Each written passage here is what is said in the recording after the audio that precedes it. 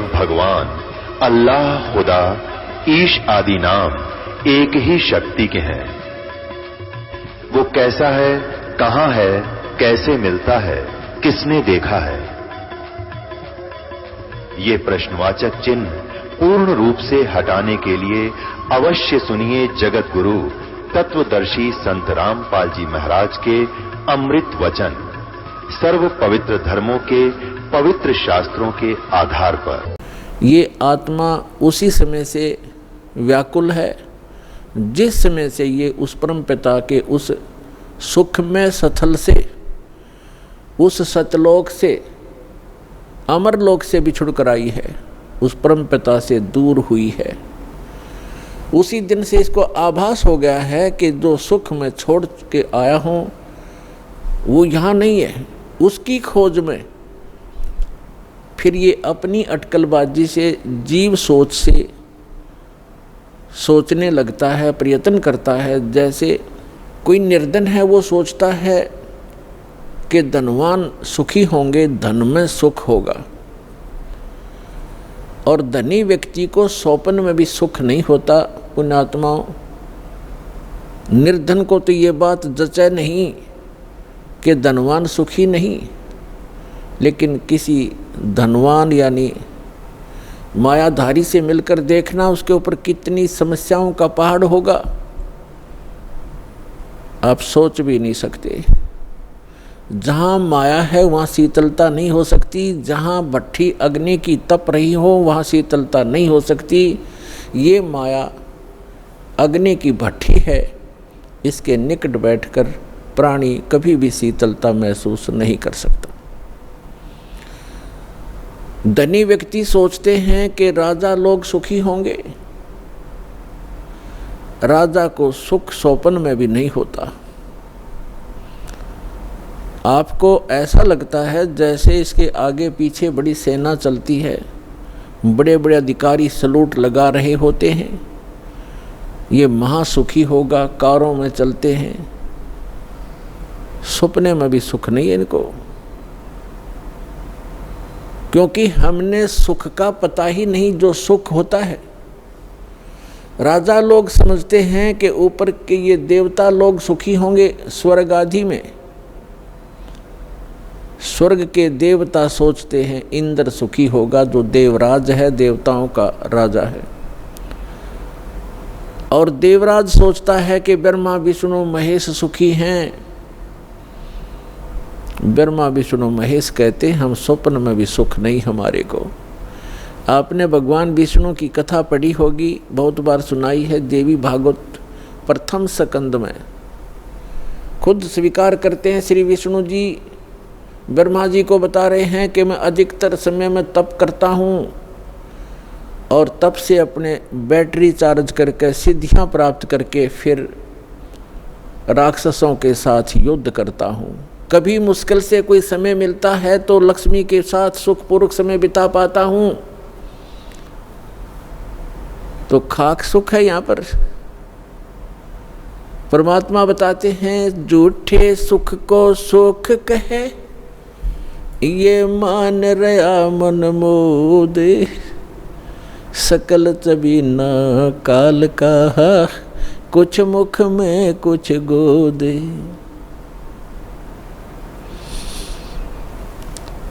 इस झूठे सुख को सुख कहे, ये मान रहा मनमोद। कौन से झूठे सुख को? एक व्यक्ति बता रहा था कि मेरे एक कन्या ने जन्म लिया, जन्म से उस कन्या के गुदा स्थान नहीं था। इसको देखकर मेरे ऊपर पहाड़ टूट गया समस्या का, महा दुखी हो गया मैं। डॉक्टर के यहाँ लेकर गया मेडिकल में। जिस वार्ड में मेरी बेटी को भर्ती किया उसमें ऐसे 3-4 केस और थे। तब मुझे कुछ राहत मिली कि मेरे जैसे और भी दुखी हैं। बताओ इससे क्या लाभ मिला उसको? अपना मन में मान लिया कि चलो और भी दुखी हैं तो मैं भी दुखी हूँ, कोई बात नहीं। क्या वो दुख हल्का हो गया? क्या गुदा स्थान बन गया बेटी का? तो पुण्यात्माओं, इसे गंदे लोक में रह रहे हम, यहाँ सुख नाम की चीज नहीं है। हम एक दूसरे को दुखी देखकर उससे हल्का दुख हो या उसके बराबर हो, हम अपने राहत मान लेते हैं। यहाँ कोई विकल्प नहीं है। जैसे एक व्यक्ति के 3 पुत्र थे, एक पुत्र की मृत्यु होगी, बहुत दुखी, बुरी तरह रो रहे हैं, आहार भी नहीं कर रहे हैं। शोक व्यक्त करने वाले व्यक्तियों में एक ऐसा व्यक्ति उपस्थित था जिसका एक ही पुत्र था, वही मृत्यु को प्राप्त हो चुका था। तो सांत्वना देने वालों ने कहा कि देख भाई, यहाँ तो ऐसा ही है, सभी की मृत्यु होती है, ये तो भगवान हवाला बात है, चिंता मत करो। देखो ये भाई बैठा है, इसको देख कर जी ले, इसका इकलौता पुत्र था, उसी की मृत्यु होगी, ये भी तो अपना समय व्यतीत कर रहा है, धैर्य कर। तो तब उस व्यक्ति को कुछ होशी आई, हाथ मुंह धोए, कुछ देर में खाना भी खा लिया। अब उसने ये सुख मान लिया कि देख, इस बेचारे का इकलौता पुत्र था और वही मर गया, मृत्यु को प्राप्त हो गया। शुक्र है मेरे तो 3 थे, मेरा तो एक ही मरा है, 2 तो बचे हैं, पहले इससे सुख मान लिया। क्या वो बेटा वापस आ गया? तो यहाँ परमात्मा कहते हैं झूठे सुख को सुख है ये मान रहा मनमोद, और सकल चबीना काल का, कुछ मुख में कुछ गोद। परमात्मा यहाँ क्या बताते हैं, भाई तन दर सुखिया कोई न देखा, जो देखा सो दुखिया हो, उदय अस्त की बात करते हैं, मन सबका किया विवेक का हो, सबका किया विवेक का हो। भाई घाटे बाधे सब जग दुखिया, के गृहस्थी बैरागी हो, लाभ हानि से सब कोई दुखिया, के गृहस्थी बैरागी हो, सुख देव ने दुख के डर से, गर्भ में माया त्यागी हो, गर्भ में माया त्यागी हो, तंदर सुखिया कोई न देखा, जो देखा सो दुखिया हो, उदय अस्त की बात करते हैं, मन सबका किया विवेक का हो, सबका किया विवेक का हो। भाई जंगम दुखिया जोगी दुखिया, तपस्वी को दुख दूना हो, जंगम दुखिया जोगी दुखिया, तपस्वी को दुख दूना हो, आशा तृष्णा सबको व्यापे, कोई महल ना सुना हो, कोई महल ना सुना हो, तंदर सुखिया कोई ना देखा, जो देखा सो दुखिया हो, उदय अस्त की बात करते हैं, मन सबका किया विवेक का हो, सबका किया विवेक का हो। भाई साच कहूँ तो जग ना माने, पर झूठ कही ना जाई हो, साच कहूँ तो ये जग ना माने, पर झूठ कही ना जाई हो, ये ब्रह्मा विष्णु शिव जी दुखिया, जिन ये राह चलाई हो, जिन ये राह चलाई हो, तंदर सुखिया कोई न देखा, जो देखा सो दुखिया हो, उदय अस्त की बात करते हैं, मन सबका किया विवेक का हो, सबका किया विवेक का हो। सुरपति दुखिया भूपति दुखिया, रंक दुखी बपरीती हो, सुरपति दुखिया भूपति दुखिया, रंक दुखी बपरीती हो, कहे कबीर और सब दुखिया, एक संत सुखी मन जीती हो, संत सुखी मन जीती हो, तंदर सुखिया कोई न देखा, जो देखा सो दुखिया हो, उदय अस्त की बात करते हैं, मन सबका किया विवेक का हो, सबका किया विवेक का हो। सुरपति दुखिया भूपति दुखिया, रंक दुखी बपरीती हो। सुरपति दुखिया भूपति दुखिया, रंक दुखी बपरीती हो। कहे कबीर और सब दुखिया, एक संत सुखी मन जीती हो, संत सुखी मन जीती हो। पुण्यात्माओं, सौभाग्य आपका, आप जी को ये यथार्थ ज्ञान अमृत वचन सुनने को मिले, सौभाग्य प्राप्त हुआ आपको। भक्ति मुक्ति के दाता सतगुरु, ये भटकत प्राण फिरंदा, उस साहिब के हुक्म बिना नी तरवर पात हिलंदा। उस परमात्मा कबीर भगवान की, अल्लाह अकबर की, उस महान परमेश्वर की आपके ऊपर असीम रजा है और आप युगों युगों के बहुत पुण्यकर्मी प्राणी हो, जो ऐसे भाग दौड़ के जीवन से समय निकाल कर यहाँ परमात्मा के दरबार में पहुँच पाते हो।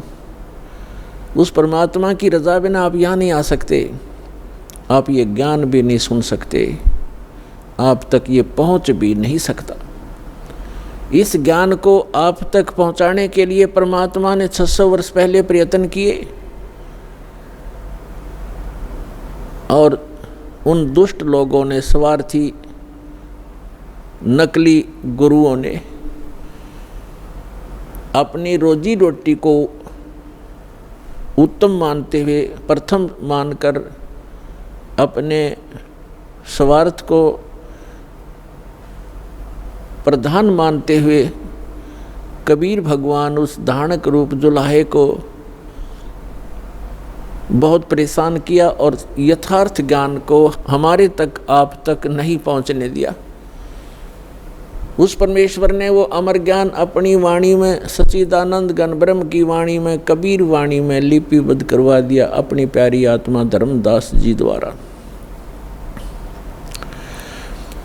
अब उस ज्ञान को, परमात्मा के उस विधान को, जो 600 वर्ष पहले परमेश्वर अपने द्वारा रची हुई सृष्टि की जानकारी, और हम कौन हैं, कहाँ से आए हैं, यहाँ क्यों दुखी हो रहे हैं, ये जन्म और मृत्यु का कारण क्या है, ये सब कुछ उस समय बताना चाहते थे, लेकिन इन नकली धर्म गुरुओं ने, इन दुष्ट लोगों ने हमारे तक ये पहुँचने नहीं दिया। परमात्मा का घोर विरोध करा दिया, उनको काटने, मारने, बुरी तरह परेशान करने पर ही लगे रहे, जनता को भ्रमित करते रहे।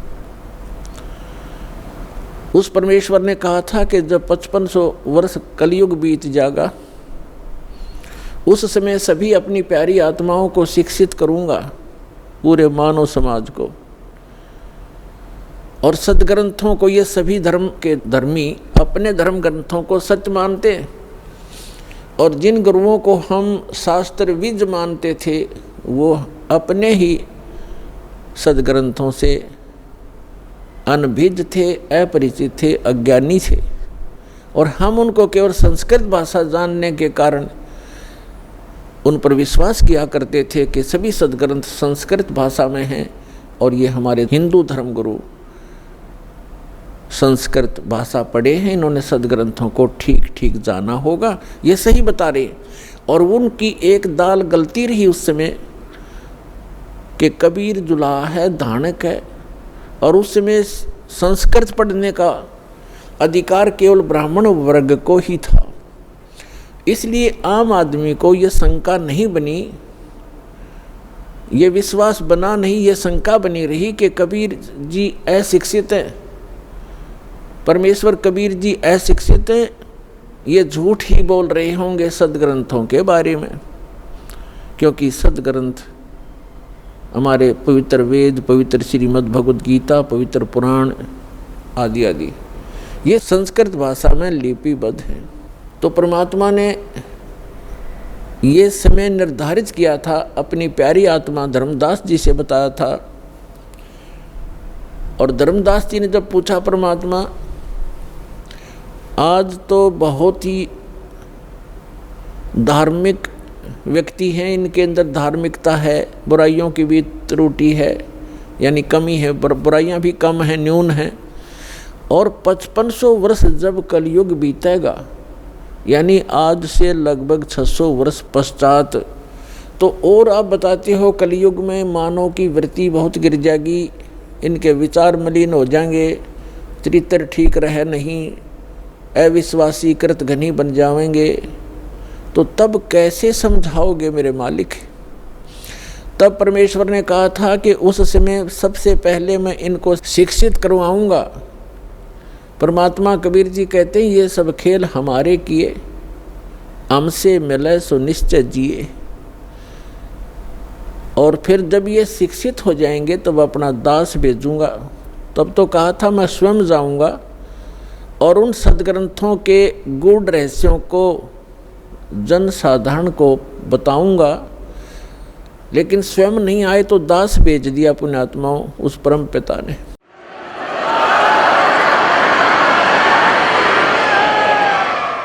और आज आप देख रहे हो ये इलेक्ट्रॉनिक सिस्टम, इलेक्ट्रॉनिक उपकरण, इंटरनेट सिस्टम, ईमेल, प्रोजेक्टर, ये सीडी, डीवीडी, पेन ड्राइव, जो भी ये टेक्निक परमात्मा ने, ये जो भी टेक्निक है उस परम पिता कबीर भगवान की दी हुई है मानव को।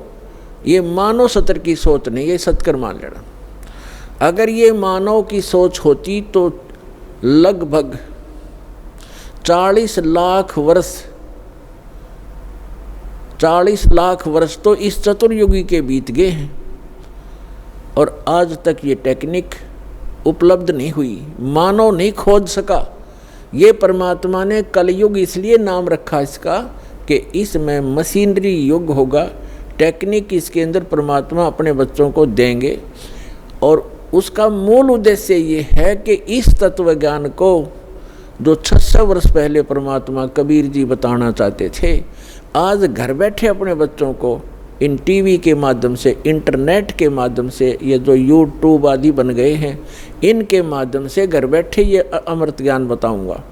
और तब ये समझ जाएंगे और मेरे पास आ जाएंगे, अपना कल्याण करवा लेंगे। तो ये सारा कुछ जो उपकरण बनवाए हैं परमात्मा ने, ये इसलिए दिए हैं, उस परमात्मा गॉड गिवन ये माइंड है, जीव का अपना सतर की सोच नहीं है, ना ये बना सकता है। और जैसे अभी इस दास का जन्म हुआ किसान परिवार में, 50 वर्ष पहले जब हम 10-12 वर्ष के थे, हमारे यहाँ जो गेहूं की कनक को निकालते थे उसमें से भूसा अलग और कणक अलग करने के लिए एक 50 मन गेहूं के लिए 1 महीना लगता था। उसके ऊपर बैल घुमाते रहते थे, एक छड़ा बांध के पीछे बैलों के उसको घुमाते रहते थे। कम से कम 1 महीने में जाकर 20 दिन में जाकर के वो बारीक होता था, तब उसको बरसा बरस गेहूं अलग और भूसा अलग करते थे। ऐसी टेक्निक थी उस समय। और उससे पहले तो और उस हमारे समय में तो ऐसे घुमाने वाली चारा काटने की मशीन हाथ से घुमाने वाली लग गई थी, जिसने गंडासा कहते हैं। और उससे पहले हमने देखे हमारे दादाजी हाथ से ऐसे काटा करते थे, ऐसे। और पीछे जाओगे तो क्या होगा? तो कहने का भाव ये है कि जो आज टेक्निक प्राप्त है ये गॉड कबीर गिवन है, ताकि आप अपने सदग्रंथों को इन प्रोजेक्टर और डीवीडी के माध्यम से रूबरू देख सकें, आँखों देख सकें, फिर मिला सकें अपने। आपके घर उपलब्ध होती हैं ये सभी सदग्रंथ। और दया करी परमात्मा ने के अनुवादित करवा दिया उन्हीं के द्वारा जिनको ज्ञान नहीं था। अनुवाद उनको भाषा आती थी, जैसा भी उन्होंने अनुवाद, जहाँ उनकी बुद्धि काम करना बंद कर गई वहाँ तो गलत कर दिया, और जहाँ साधारण अनुवाद थे उन्होंने कर दिए। कहाँ स्लिप करी उनकी बुद्धि? जैसे श्रीमद् भगवत गीता अध्याय नंबर 7 के मंत्र नंबर 18 में अनुत्तम गति शब्द है। गीता ज्ञान दाता अपने से अन्य परमात्मा के विषय में जानकारी देता है और अपने विषय में भी जानकारी देता है। लेकिन गीतानुवाद करने वालों का दृष्टिकोण यही रहा कि श्री कृष्ण जो है ये सुप्रीम पावर हैं। श्री कृष्ण इज विष्णु, ये विष्णु जी को सुप्रीम पावर मानकर ये मानते रहे कि श्रीमद् भगवद गीता का ज्ञान श्री विष्णु जी ने दिया है श्री कृष्ण रूप में। श्री कृष्ण भी विष्णु ही थे, ये खुद मानते हैं हमारे धर्मगुरु। तो इन्होंने श्रीमद् भगवद गीता को ठीक से ना समझकर, क्योंकि उनको सृष्टि रचना का ज्ञान नहीं था, जिस कारण से उन्होंने श्री कृष्ण को ही मूल परमात्मा मान लिया। जबकि गीता अध्याय नंबर 15 के श्लोक 16 और 17 में 3 प्रभु बताए हैं, 3 पुरुष बताए हैं। एक सरपुरुष, सरपुरुष है ब्रह्म,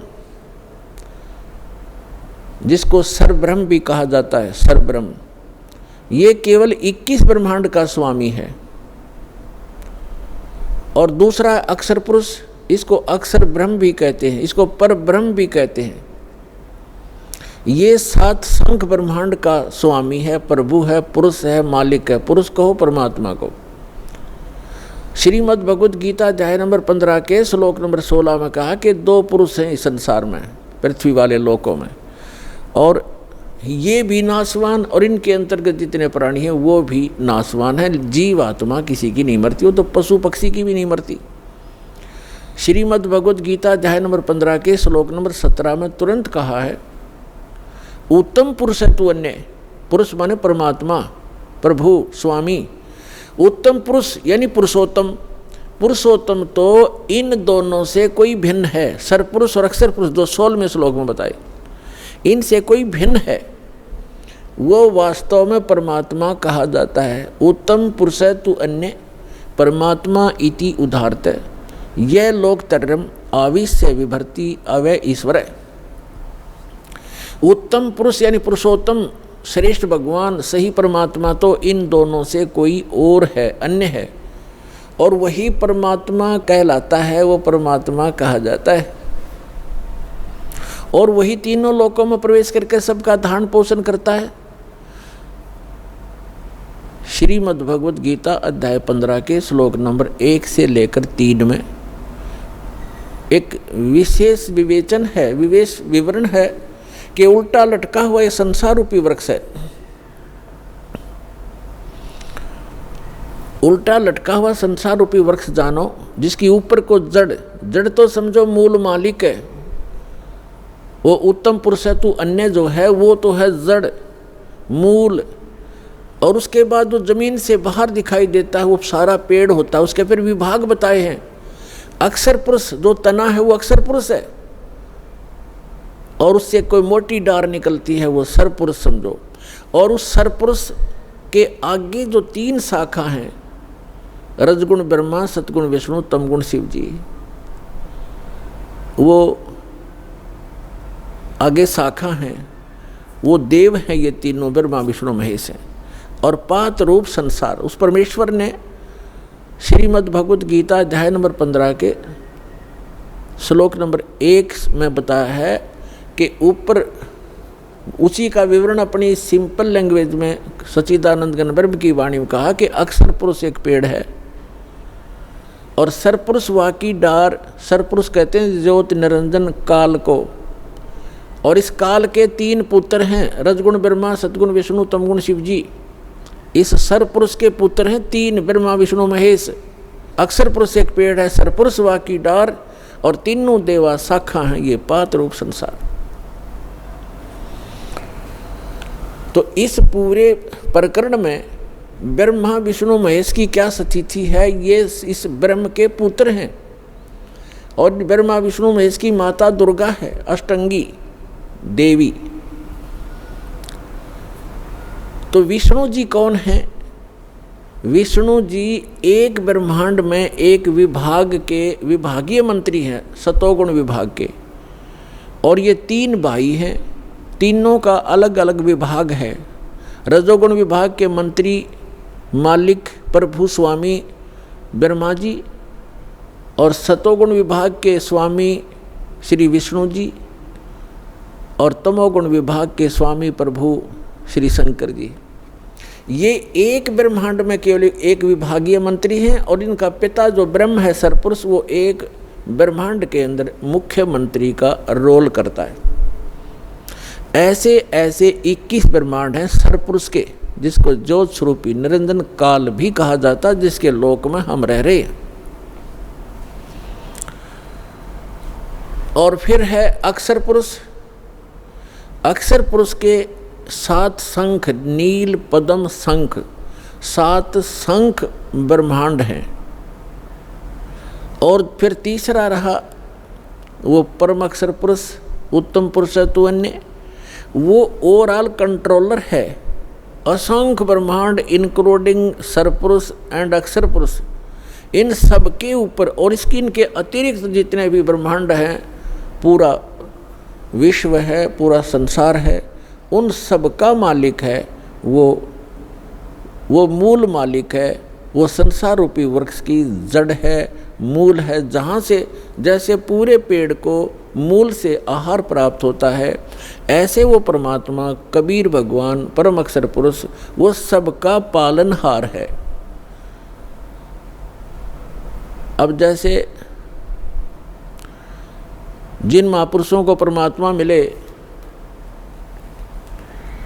उनमें से एक आदरणीय गरीबदास साहिब जी, गांव छुड़ानी, जिला झज्जर वाले हैं।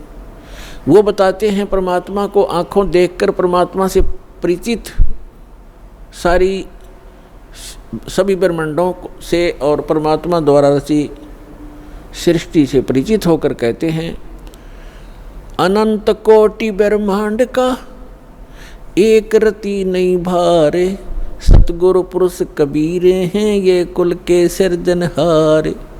वो कबीर कौन है? हम सुल्तानी नानक तारे, दादू को उपदेश दिया, जात जुलाहा भेद न पाया, वो काशी महे कबीर हुआ। अब ये है वो सारे ब्रह्मांडों का रचनार, मूल मालिक। अब हम फिर आते हैं श्रीमद् भगवद गीता अध्याय नंबर 15 के श्लोक 17 पर। उत्तम पुरुष तु अन्य परमात्मा इति उदाहरतः, ये लोकत्रयम् आविश्य विभर्ति अव्यय ईश्वर। उत्तम पुरुष तो कोई और है, पुरुषोत्तम तो कोई इन दोनों से अलग है, जो 16वें श्लोक में कहा है 15वें अध्याय के श्रीमद् भगवद गीता में। सपुरुष और अक्षर पुरुष से अन्य है, वो पुरुषोत्तम कहलाता है और उसको वास्तव में वो परमात्मा कहा जाता है। परमात्मा माने श्रेष्ठ आत्मा। श्रेष्ठ आत्मा वही होता है जो किसी को दुख ना दे, किसी के बेटा बेटी की मृत्यु ना करे, कैंसर ना करे, किसी को रोग से युक्त ना करे, दुखी ना करे, उसको परमात्मा कहते हैं, श्रेष्ठ आत्मा, अच्छी आत्मा। और जो यहाँ हम देख रहे हैं बूचड़ खाना, किसी हॉस्पिटल में जाकर देख लो हाहाकार मची हुई है, और घर घर में देख लो कोई किसी रोग से दुखी, कोई किसी से दुखी, किसी की टांग कटी है, किसी का हाथ कटा है, कोई आंखों से अंधा है, कोई पैरालिसिस से तड़प रहा है। तो जिस लोक में हम रह रहे हैं ये इस परमात्मा का लोक हो सकता है? ये तो कसाई आत्मा का लोक है, इस काल का लोक है जहाँ हम रह रहे हैं। ये कबीर भगवान ने आकर बताया। और जिन महापुरुषों को परमात्मा सचखंड लेकर गए अपने सुखमय स्थान पर, और फिर उनको गवाह बनाकर, साक्षी बनाकर वापस छोड़ा, उन्होंने भी यही बताया कि ये लोक ठीक नहीं, एक स्थान और है जहाँ जाने के बाद जीव फिर कभी लौटकर वापस इस गंदे लोक में नहीं आता, और वहाँ कोई दुख नहीं, वहाँ वर्द अवस्था नहीं, वहाँ मृत्यु नहीं। अब श्रीमद् भगवद गीता अध्याय नंबर 15 के श्लोक नंबर 17 में कहा है कि उत्तम पुरुष तो अन्य परमात्मा इति उदाहरतः, और यह लोकत्रयम् आविश्य विभर्ति अवैश्वर, जो तीनों लोकों में प्रवेश करके वो श्रेष्ठ परमात्मा जो सरपुरुष और अक्षर पुरुष से अन्य है, वो संसार रूपी वृक्ष की मूल है, जड़ है, ऊर्ध्व मूलम अधः शाखम, ऊपर को जो जड़ है वो तो समझो परम अक्षर ब्रह्म है। और यह लोकत्रयम् आविश्य विभर्ति, जो तीनों लोकों में प्रवेश करके सबका धारण पोषण करता है। पूरे पेड़ को मूल से ही परवरिश आहार मिलता है, मूल से उसकी परवरिश होती है। तो पूरा जो मूल है ऊपर परमात्मा है, जो सतलोक में रहता है, वो अक्षर पुरुष, परम अक्षर पुरुष, वो सारी सृष्टि का रचनहार, सर्व उत्पादक प्रभु, वो कबीर साहब है जो काशी में धानक रूप में आए थे। उस परमात्मा ने विधान बना के छोड़ दिया है। उस विधान अनुसार जो चलेगा उसको जैसा भी यहाँ का जो कर्तव्य है, लाभ है, उस अनुसार उसको मिलता रहेगा, उसको उसी प्रकार उसका जन्म मृत्यु होता रहेगा। और इस जन्म मृत्यु से बचने के लिए विधान बनाया है, जो उसको अपनाएगा, उसको अप्लीकेबल कर लेगा, उसका जन्म मृत्यु छूट जाएगा। तो वो जन्म और मृत्यु के छूटने का विधान हमें प्राप्त नहीं हुआ था। परमात्मा ने 600 वर्ष पहले बताने की चेष्टा की, लेकिन हम अशिक्षित होने के कारण हम वंचित रह गए। उसकी पूर्ति करने के लिए परमात्मा ने अब समय दिया है, निर्धारित किया था। अब जो प्रसंग चल रहा है, अब यहाँ कई व्यक्ति श्रद्धालु आपको भ्रमित कर देते हैं कि श्रीमद् भगवद गीता अध्याय नंबर 15 के श्लोक नंबर 18 में गीता ज्ञानदाता कहता है कि मैं लोक वेद के आधार से मैं पुरुषोत्तम प्रसिद्ध हूँ। तो वो भ्रमित करते हैं कि रामपाल इनकम्प्लीट ज्ञान देता है, 17वें श्लोक तक ही बताता है, 18वें में क्यों नहीं बताता कि उसमें खुद कहता है मैं पुरुषोत्तम हूँ। यदि उसको 18वें श्लोक को हम फाइनल माने तो 17वां गलत हो गया, क्योंकि गीता ज्ञानदाता तो ये कहे कि वो पुरुषोत्तमता इन दोनों से कोई अन्य है। और 18वें में क्या कहता है कि मैं गीता ज्ञानदाता कौन है? ये श्री कृष्ण नहीं है। श्री कृष्ण में प्रवेश करके, ये विष्णु नहीं है। श्री कृष्ण कहो चाहे विष्णु को, ये बोलने वाला श्री कृष्ण और विष्णु नहीं है। इनके अंदर इनका पिता जो सरपुरुष है उसने प्रतिज्ञा कर रखी है, 7वें अध्याय के 24-25वें श्लोक में कहा है, वो खुद कहता है गीता ज्ञानदाता कि मैं अपनी योग माया से छुपा रहता हूँ। ये बेबुद्धि मंदबुद्धि के लोग मुझे एज ए कृष्ण मान रहे होंगे, व्यक्ति रूप में खड़ा प्राप्त मान रहे होंगे। मैं कृष्ण नहीं हूँ, मैं व्यक्ति रूप में कभी नहीं आता। मैं अपने 4थे अध्याय के 9वें श्लोक में ये कहता है मेरे जन्म और कर्म दिव्य हैं।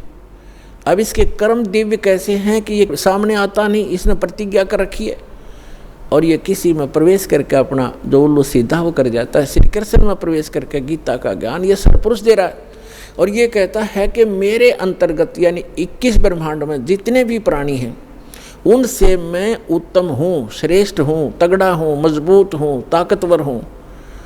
इसलिए लोक वेद में मैं पुरुषोत्तम प्रसिद्ध हो रहा हूँ। लोक वेद दंत कथा सुनी सुनाई बातें, इस कारण से मैं पुरुषोत्तम हूँ। 15वें अध्याय के 17वें श्लोक में स्पष्ट कर दिया कि उत्तम पुरुष है तू अन्य, वो तो कोई और है और वही वास्तव में अविनाशी है। दूसरे अध्याय के 17वें श्लोक में कहा है और दूसरे गीता अध्याय नंबर 2 के श्लोक 12 में, गीता अध्याय नंबर 4 श्लोक 5 और 9 में, गीता अध्याय 10 मंत्र 2 में ये स्पष्ट करता गीता ज्ञानदाता कि मेरे तो जन्म मृत्यु होते हैं, मैं अविनाशी नहीं हूँ। और दूसरे अध्याय के 17वें श्लोक में श्रीमद् भगवद गीता में कहा कि अविनाशी तो उसको जान जिसने सारे ब्रह्मांड की रचना की, जिसे सारा संसार व्याप्त है।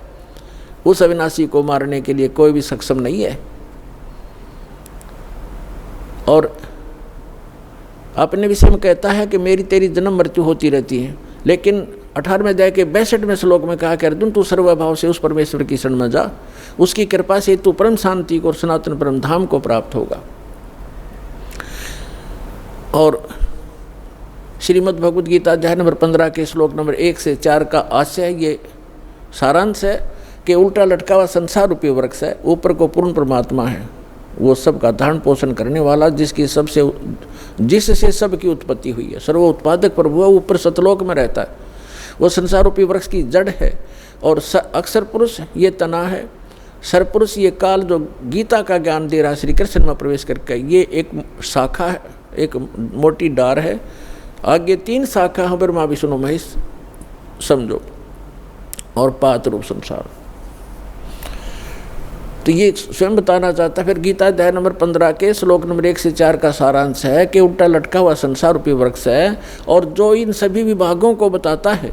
जैसे 4थे अध्याय के 32 और 34 श्लोक में बताया है कि सच्चिदानंद घन ब्रह्म ने, यानी ब्रह्मणे मुखे, ब्रह्मणे माने सच्चिदानंद घन ब्रह्म के मुख से उच्चरित वाणी में ये तत्व ज्ञान विस्तार से कहा गया है। जो यज्ञों के बारे में, यज्ञ माने धार्मिक अनुष्ठानों के विषय में जो जानकारी है विस्तार से कही गई है। और चौथे अध्याय के 34वें श्लोक में कहा कि उस ज्ञान को तत्वदर्शी संतों से जाकर समझ। गीता ज्ञानदाता कहता मैं नहीं जानता उस तत्व ज्ञान को, नहीं तो एक अध्याय और लिख देता 19वां कि वो तत्व ज्ञान ये सुन ले, इसमें लिखता हूँ। वो तत्व ज्ञान से परिचित नहीं है। चौथे अध्याय के 34वें श्लोक में गीता जी में कहा है कि उस ज्ञान को जो सच्चिदानंद घन यानी परम अक्षर ब्रह्म अपने आप अपने मुख कमल से बोलता है आकर के, उसकी अमृतवाणी में लिपिबद्ध किया जाता है, कबीर वाणी में, वो तत्व ज्ञान है। चौथे अध्याय के 34वें श्लोक में कहा गीता जी में, उस ज्ञान को तू तत्वदर्शी संतों के पास जाकर समझ। उनको दंडवत प्रणाम करने से, कपट छोड़कर नम्रतापूर्वक प्रश्न करने से वो तत्वदर्शी संत तुझे तत्व ज्ञान का उपदेश करेंगे। इससे सिद्ध होगा। यहाँ गीता अध्याय नंबर 15 के श्लोक नंबर 1 में वो भी कंसेप्ट क्लियर कर दिया कि वो तत्वदर्शी संत वो होगा जो उल्टे लटके हुए संसार रूपी वृक्ष के सभी विभाग बता देगा। जैसे परमेश्वर स्वयं आते हैं वो तत्वदर्शी संत की भूमिका भी करते हैं, भगवान तो वो होते ही होते हैं। कबीर साहब कहते हैं अक्षर पुरुष एक पेड़ है, सरपुरुष वा की डार, निरंजन वा की डार और तीनों देवा शाखा हैं, ये पात्र रूप संसार। तो जड़ कौन है? वो जड़ की ऑप्शन छोड़ के परमात्मा, क्योंकि अपने इस दास को भेजा है कि जड़ ये कबीर साहब है, वो अल्लाहु अकबर है, वो परम अक्षर ब्रह्म है जो जड़ है उस सारे संसार की।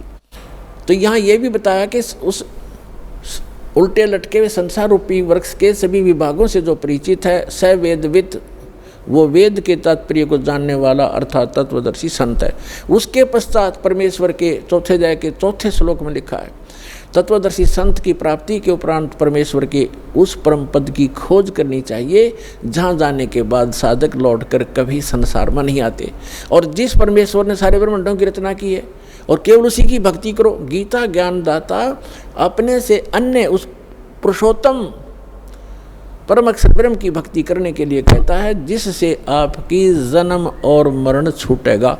7वें अध्याय के 29वें श्लोक में गीता ज्ञानदाता कहता है कि मेरे इस ज्ञान का जो आश्रय कर लेता है, यानी तत्वदर्शी संत की जो खोज कर लेता है और तत्व ज्ञान से जो परिचित हो जाता है, जरा मरण मोक्षाय यतन माम आश्रित यतंती ते ये तत्ब्रह्म विदु कर्षणम अध्यात्म अखिल च कर्मम च अखिलम। इसका अर्थ ये है, गीता ज्ञानदाता कहता है कि मेरे इस ज्ञान को जो आधार मान के तत्वदर्शी संत की खोज कर लेता है, वो व्यक्ति केवल वो उस तत्ब्रह्म से और सारे अध्यात्म ज्ञान से और सभी कर्मों से परिचित हैं जो जरा और मरण से छूटने के लिए ही प्रयत्न करते हैं। जरा माने वृद्ध अवस्था का दुख और मरण माने मृत्यु। इस बुढ़ापे के दुख और मृत्यु के दुख से जो छूटने के प्रयत्न कर रहे होते हैं वे उस तत्ब्रह्म से परिचित हो चुके हैं और मेरे इस ज्ञान का आश्रय कर लिया उन्होंने तत्वदर्शी संत की खोज कर ली है। वो तत्ब्रह्म से परिचित हैं, सारे अध्यात्म ज्ञान से परिचित हैं और यहाँ सब कर्मों से परिचित हैं। वो यह संसार की किसी वस्तु की इच्छा नहीं करते, वो केवल जरा माने वृद्ध अवस्था के दुख से और मरण माने मृत्यु से छूटने का ही प्रयत्न करते हैं। अब श्रीमद् भगवद गीता अध्याय नंबर 8 के श्लोक नंबर 1 में अर्जुन ने पूछा, किम तत्ब्रह्म किम अध्यात्म किम कर्म पुरुषोत्तम। अब गीता ज्ञानदाता तो श्री कृष्ण ने पुरुषोत्तम मान रहा था, जय विष्णु, और ये तो कहता पुरुषोत्तम कोई और है। फिर भी जो ये तो अर्जुन की सोच है, किम पुरुषोत्तम। अब यहाँ अर्जुन ने पूछा कि वो तत्ब्रह्म क्या है, वो कौन है जिसके जानने के बाद केवल जरा और मरण से छूटने का ही प्राणी प्रयत्न करता है साधक, और कोई वस्तु की डिमांड इस लोक की नहीं करता। इसका भाव ये है। अब गीता ज्ञानदाता गीता अध्याय नंबर 8 के श्लोक नंबर 3 में कहता वो परम अक्षर ब्रह्म है, यानी गीता ज्ञानदाता से अन्य है। इसलिए 18वें अध्याय के 8वें अध्याय के 5 और 7 श्लोक में गीता ज्ञान दाता कहता है मेरी भक्ति कर, युद्ध भी कर और मुझ में आस्था रख, भावत रह, मुझे प्राप्त होगा। अपना मंत्र बताता 8वें अध्याय के 13वें श्लोक में ओम इति एकाक्षरम ब्रह्म व्यवहारण माम अनुस्मरण यह प्रयाति तदंदेहम सयाति परमाम गतिम। मुझ ब्रह्म का केवल एक ओम अक्षर है, नथिंग एल्स, इसके अतिरिक्त कुछ नहीं। उच्चारण करके सिमरण करता हुआ यह प्रयाति तदंदेहम, जो शरीर छोड़कर जाता है, सयाति परमाम गतिम, वो ओम से मिलने वाली परम गति को प्राप्त होता है। ओम से क्या प्राप्ति होती है? ब्रह्मलोक मिलता है, क्योंकि ये ब्रह्म का मंत्र है। और गीता अध्याय नंबर 8 के श्लोक नंबर 16 में कहा है कि ब्रह्मलोक पर्यंत ये सभी लोक पुनरावर्ती में, उनके वहाँ जाने के बाद भी लौटकर जन्म मृत्यु में प्राणी आते। ये वो स्थान नहीं है जहाँ जाने के बाद साधक फिर लौट कर नहीं, कभी नहीं आते। 15वें अध्याय के जो 4थे श्लोक में कहा है। तो इस ब्रह्म की साधना करने से भी ब्रह्मलोक प्राप्त होता है। ब्रह्मलोक में गए हुए प्राणी भी पुनर्वर्ती में होते हैं, जन्म मृत्यु होता है। इसलिए 18वें अध्याय के 62वें श्लोक में कहता अर्जुन तू सर्वभाव से उस परमेश्वर की शरण में जा, उसकी कृपा से ही तो परम शांति और सनातन परम धाम को प्राप्त होगा, उस परमेश्वर की ही कृपा से। और उसका मंत्र बता दिया 17वें अध्याय के 23वें श्लोक में कि ओम तत् सत इति निर्देश है ब्रह्मण त्रिविध समर्थ है।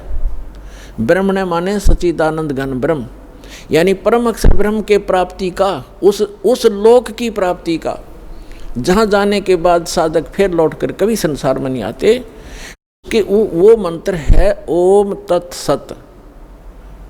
अपना तो गीता ज्ञानदाता ने 8वें अध्याय के 13वें श्लोक में बता ही दिया कि मुझ ब्रह्म का केवल ओम मंत्र है।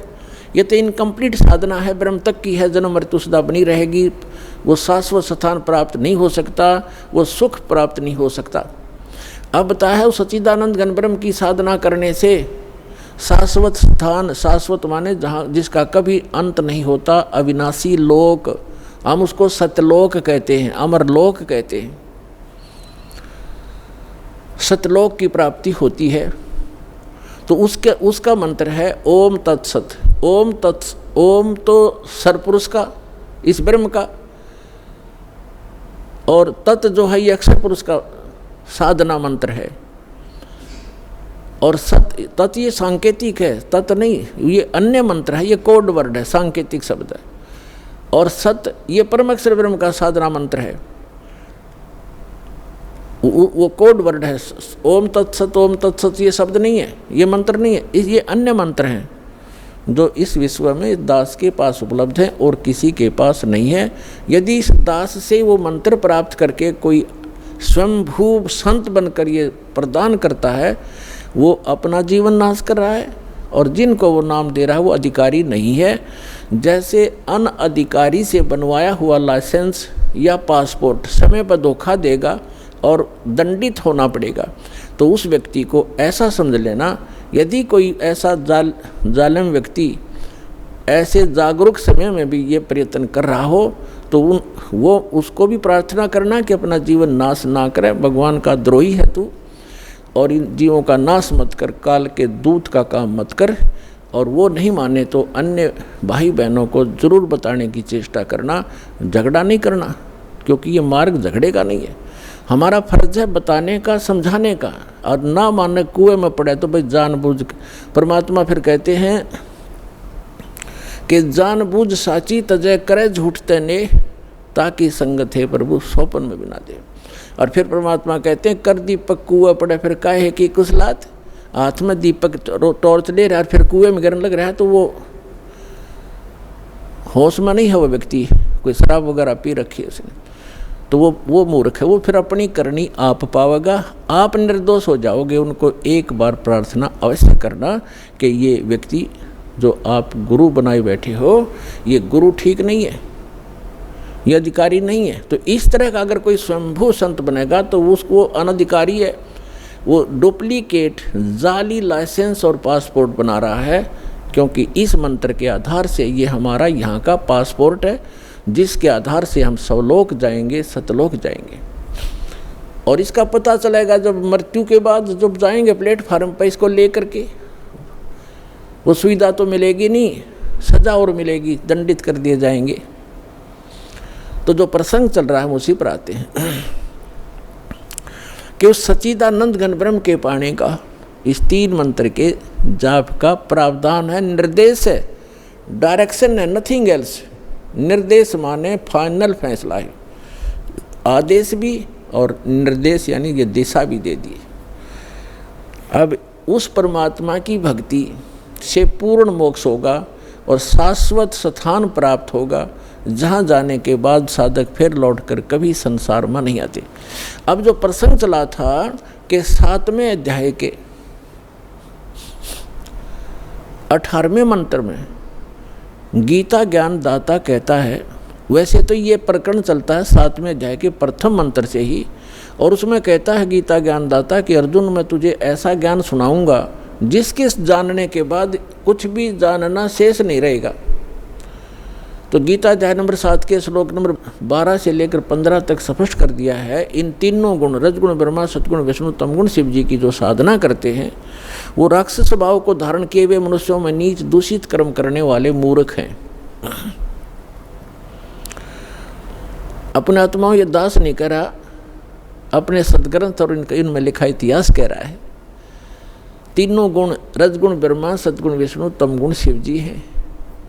ये बहुत बार प्रमाणित भी किया और वैसे भी आप श्रीमद् देवी भागवत सचित्र मोटा टाइप 3रा स्कंद 123 पृष्ठ गीता प्रेस गोरखपुर से प्रकाशित में पढ़ सकते हैं, जिसमें स्वयं विष्णु जी स्वीकार करते हैं अपनी माता की स्तुति करते हुए कि तुम शुद्ध स्वरूपा हो, ये सारा संसार तुम्ही से उद्भासित हो रहा है। मैं ब्रह्मा और शंकर यानी विष्णु जी कह रहे हम तीनों नासवान हैं, हमारी जन्म मृत्यु होती है, तुम ही नित्य हो।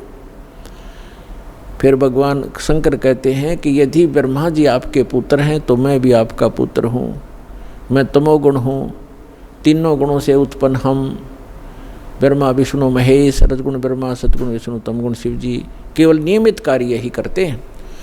और मार्कंडेय पुराण गीता प्रेस गोरखपुर से प्रकाशित सचित्र मोटा टाइप के 123 पृष्ठ पर कहा है, मार्कंडेय जी बता रहे हैं कि यही 3 देवता हैं और यही 3 गुण हैं और ये ब्रह्म की प्रधान शक्तियां हैं। ब्रह्म माने सर्वपुरुष इस काल की ये प्रधान शक्तियां हैं, ये तीनों इसके मंत्रियां हैं और यही 3 देवता हैं, यही 3 गुण हैं, रजगुण ब्रह्मा सतगुण विष्णु तमगुण शिव जी। और एक मुंबई से प्रकाशित है एक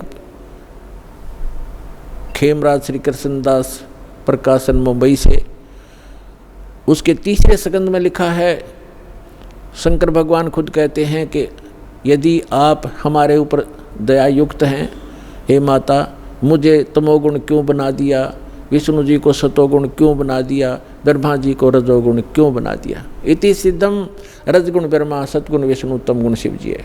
तो श्रीमद् भगवद गीता अध्याय नंबर 7 के श्लोक 12 से लेकर 15 का निष्कर्ष ये है कि गीता ज्ञानदाता ये सर्वपुरुष है, ब्रह्म है, और ये कह रहा है कि इन तीनों गुणों रजगुण ब्रह्मा सतगुण विष्णु तमगुण शिव जी की जो साधना करते हैं, इनको इष्ट रूप में पूजते हैं, ये राक्षस स्वभाव को धारण किए हुए मनुष्यों में नीच दूषित कर्म करने वाले मूर्ख ये मुझे नहीं भजते, यानी ब्रह्म साधना भी नहीं करते। अब यहाँ थोड़ा सा निष्कर्ष देना पड़ेगा कि तीनों गुणों के उपासक यानी ब्रह्मा जी विष्णु जी शिव जी के उपासकों को राक्षस स्वभाव का क्यों कहा, दूषित यानी बुरे कर्म करने वाला मूर्ख और नीच क्यों कहा। जैसे रजगुण ब्रह्मा की साधना की थी, तपस्या पूजा की थी हिरण्यकशिपु ने, और ऐसा दुर्बुद्धि प्राणी स्वयंभू भगवान बन गया, अपने पुत्र प्रहलाद का शत्रु बन गया, ऐसे कैर ढाई उस प्यारी आत्मा पर कुत्ते वाली मौत मारा गया, असुर स्वभाव राक्षस कहलाया। कहते हिरणाकुश छाती तड़वाई और ब्राह्मण बाणा कर्म कसाई। ब्राह्मण माने भक्त कर्म तो दिखे तो भगत साधना करता, और ऐसे कर्म करे, कहर तोल दिया उस बालक के ऊपर, अपने पुत्र पर, इन मान बढ़ाई के भूख्यान। तो इससे दुष्ट और कौन होगा? नीच दूषित कर्म करने वाला मूर्ख। ये जल्लाद के काम करे, उसने अपने पुत्र का दुश्मन बन बैठा और अपनी अंत में दुर्गति को प्राप्त हुआ, राक्षस कहलाया। कहते हिरना कुछ छाती तुड़वाई और ब्राह्मण बाणा और कर्म कसाई। फिर भगवान तमोगुण शिव की पूजा की थी रावण ने, और किस संज्ञा को प्राप्त हुआ खूब आपको पता है। और कैसे दूषित कर्म किया, एक पर नारी को उठा लाना सूरवीर का काम होता है, दुर्भावना से, और कैसे जुल्म करने चाहे, अंत में कुत्ते वाली मौत मरा और राक्षस कहलाया, जो तमोगुण भगवान शंकर का उपासक था। एक भस्मागिरी नाम का शिव का उपासक, तमोगुण शिव का साधक, अंदर में दोष लिए हुए भगवान शिव के महल के सामने कैलाश पर्वत पर ऊपर को सिर नीचे को पैर करके सिरासन पर 12 वर्ष तक तपस्या करता रहा, हठ योग करता रहा। उसने वहाँ पर धरना दे दिया। एक दिन पार्वती जी ने कहा कि जी आप तो महादेवों के देव हैं, महापुरुष हो, आपके घर में किस वस्तु की कमी है, क्या मांगता है आपका पुजारी, इसको दे और फारिग करो।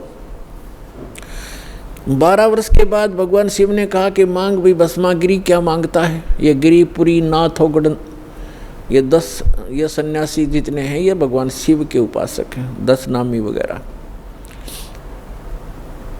तो जब भगवान शिव ने कहा कि मांग क्या मांगता है भस्मागिरी, तो ऐसे ही उसी पोजीशन में उसने कहा कि भगवान पहले वचनबद्ध हो तब मैं मांगूं। भगवान शंकर ने कहा सोचा ले मांग लेगा जो मांगेगा, भगत है क्या मांगेगा, ये कोई सिद्धि ले लेगा छोटी मोटी। तो उसने कहा ठीक है भाई मैं वचनबद्ध हो गया। भगवान शिव ने कहा तो भस्मागिरी खड़ा हो गया और कहा अपना भस्म कंडा मुझे दे दो, जो हाथ में भगवान शिव ने पहन रखा था। उस घड़े के उस कड़े में ऐसी शक्ति थी कि जिसके सिर पर ऐसे करके भस्म कह दिया, बोल दिया, तो वो ऑटोमेटिक उसको फूंक देता था। उस वचन से ही वो अपना काम करता था। इस बात का ज्ञान था उस भस्मागिरी ने। और भस्मागिरी क्या दूषित सोच लेकर साधना कर रहा था कि इस कड़े को प्राप्त करके भगवान शिव को मार दूंगा और पार्वती को अपनी पत्नी बनाऊंगा। ऐसी दुष्ट सोच लेकर के वो साधना कर रहा था। और हम भगवान शंकर को अंतर्यामी कहा करते थे। वो ये भी नहीं सोच सका कि ये दुष्ट क्या सोच लिए बैठा है, तो अंतर्यामी भी नहीं थे वो, और अविनाशी भी नहीं थे भगवान शंकर। अभी बताता हूँ। अब भगवान शिव ने वो भस्म कड़ा दे दिया क्योंकि वचनबद्ध हो गए थे। ज्यों ही, और भगवान शिव ने सोचा जंगल में रहता है, साधु संत है, राक्षसों से बचने के लिए लिया होगा। ज्यों ही भस्मागिरी के हाथ में भस्म कड़ा आया, उसने तुरंत तेवर बदल लिए और ऐसे अभद्र आकृति बनाकर कहने लगा कि होले शिव होशियार, तुझे मारूंगा, पार्वती को अपनी पत्नी बनाऊंगा, मेरा यही उद्देश्य था, आज मैं सक्सेस हुआ। यूं कह करके ज्यों ही भगवान शिव की तरफ वो चला तो भगवान शिव ने वहाँ से खखाट उठा दिया, यानी बहुत तेज स्पीड से दौड़ा। आगे आगे भगवान और पीछे पीछे पुजारी। पुण्यात्माओं, अब गीता अध्याय नंबर 17 के श्लोक नंबर 12 से 15 में इनको ये संज्ञा दी गई है कि राक्षस स्वभाव को धारण किए मनुष्यों में नीच दूषित कर्म करने वाले मूर्ख। अब इससे दुष्ट कर्म और क्या होगा, जिसको इष्ट रूप में पूज रहा उसकी पत्नी पर बदनीयत है उस व्यक्ति की, अपनी माँ के तुल अपनी माँ के ऊपर बुरी नज़र किए हुए वो पापी आत्मा भस्मागिरी। तो फिर वो भगवान शिव भाग रहे हैं। देखो भगवान शिव अविनाशी भी नहीं थे, अगर अविनाशी होते तो भागते ही नहीं, उस पे उस शस्त्र ने काम करना ही नहीं था। तो ये अविनाशी भी नहीं थे, अविनाशी थे कबीर परमात्मा। उनका सुनाएंगे कथाएं, उनको तलवारों से काट दिया फिर भी नहीं कटे। बहुत बुरा हाल किया, हर तरफ जमुना में डाल दिए, गंगा में, वहाँ नहीं मरे, और भी बहुत प्रहार किए। परमात्मा जो कहते हैं रहे, क्योंकि वह विनाशी हैं।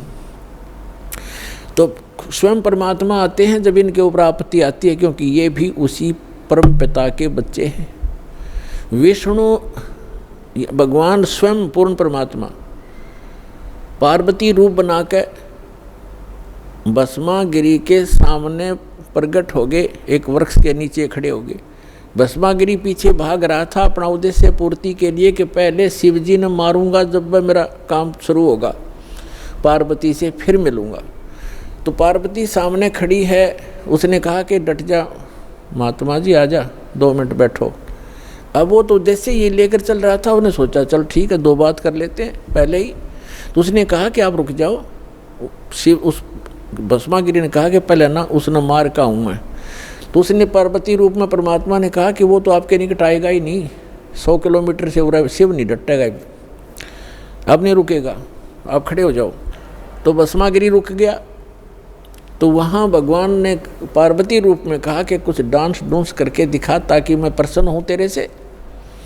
तो भस्मागिरी ने कहा कि मैं डांस नहीं जानता हूँ, नाचना नहीं आता है, क्योंकि मैं साधु संत फकीर हूँ, मैंने कभी ऐसा डांस सीखा नहीं। तो पार्वती रूप में परमात्मा ने कहा ला मैं सिखाती हूँ, इस हाथ को ऐसे कर, इसको ऐसे कर, इस पैर को ऐसे करो, ऐसे करो। वो तो पागल मस्त हो लिया था बकवादों में, वह जैसे कह रहे हैं वैसे करें। जब सिर पा लिया ना वो कड़े वाला हाथ, जब कह दिया भस्म वही मर गया, भस्म हो गया, राख होगी इसकी, जल गया। कड़े को लेकर विष्णु रूप धारण करके खुद पूर्ण परमात्मा भगवान शंकर के पास पहुँचे। शंकर जी ने कहा कि भाग ले विष्णु, आ जा जल्दी।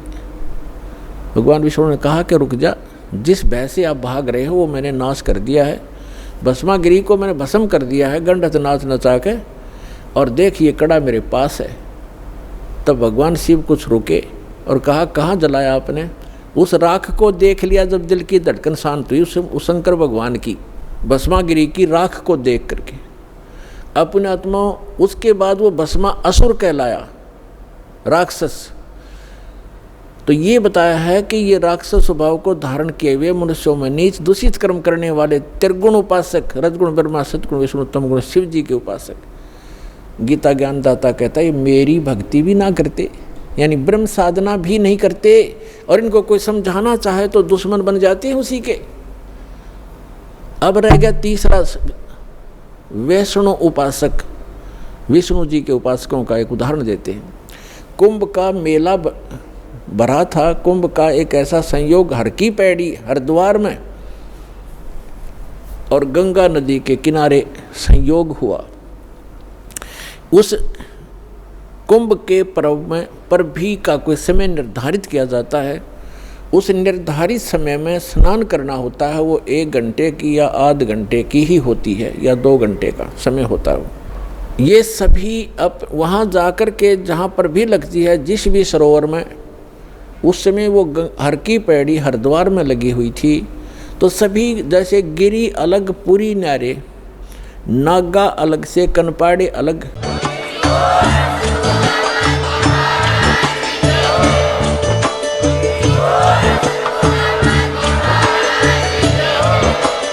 आप सुन रहे थे जगत गुरु तत्वदर्शी संत रामपाल जी महाराज जी के मंगल प्रवचन। अधिक जानकारी के लिए विजिट कीजिए हमारी वेबसाइट www.jagatgururampalji.org। संत रामपाल जी महाराज जी के शुभ आशीर्वाद से पूरे विश्व भर में 500 से भी ज्यादा नाम दीक्षा केंद्र हैं, जिन पर संत रामपाल जी महाराज जी द्वारा ऑनलाइन निःशुल्क नाम दीक्षा दी जा रही है। अपने नजदीकी नाम दीक्षा केंद्र का पता करने के लिए संपर्क करें 8222880541।